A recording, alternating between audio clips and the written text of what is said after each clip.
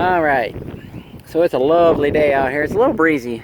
There's storms blowing in, but we're gonna spread fertilizer today. I got my fertilizer here. I just picked it up. I'm actually waiting. I got a super busy morning this morning. I'm actually waiting on the Time Warner Cable people, or Spectrum now, to see if I can get that line raised. Put a semi-trailer in here to get them out of that field so I can farm it. And they used to fit under there. And I say used to because they don't fit now, but we got that one in here. We picked the line up with the trailer. Dad watched it and I backed under it because I had to get it out of there. But I called them to see if they can come out and raise it up. They switched telephone poles and I think they dropped it a little bit when they did that. But I got my fertilizer, a whole whopping almost a ton, not quite. The soybean seeds are in Casey's truck. She's getting us lunch because we're going to hit it hard here. I'm going to get the fertilizer spread, and I probably won't get any beans planted today. I got to go pick up a cultipacker and drop off a corn picker. I'm dropping the corn picker off where I'm picking the cultipacker up, and I got to get the semi unhooked from the trailer it's hooked onto, which I was unable to get moved out, so we're just going to have to farm around it for right now. But the truck's over there running. I got to get it moved over out of the way and unhooked and hooked up to that. I'm going to spread fertilizer, come back with the cultipacker, hook up to the disc, and disc the fertilizer in, and by then it'll probably be raining. And yeah, so we will get as much video footage as I can. I don't have my GoPro. I was in such a hurry this morning I ran off and forgot it. I've been busy getting stuff moved around. I cleaned up that semi-trailer mess over there this week. So anyways, I'm waiting on the Time Warner Cable guy and my lunch, and then we're going to go spread some fertilizer.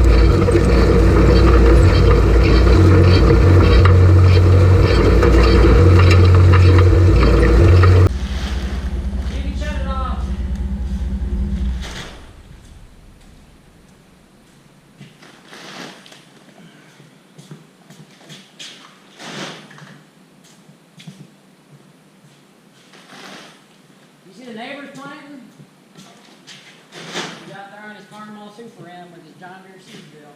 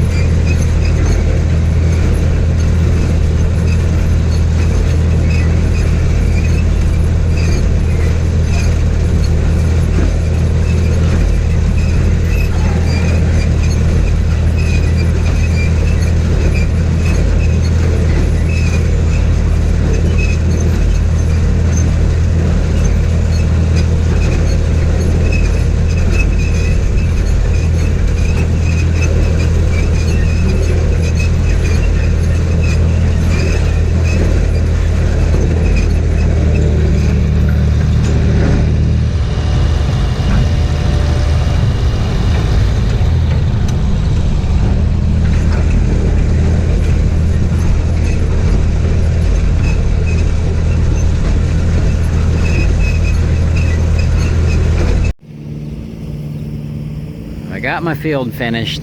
It's in 2 parts basically. I got rained out on Memorial Day and I finished it up today.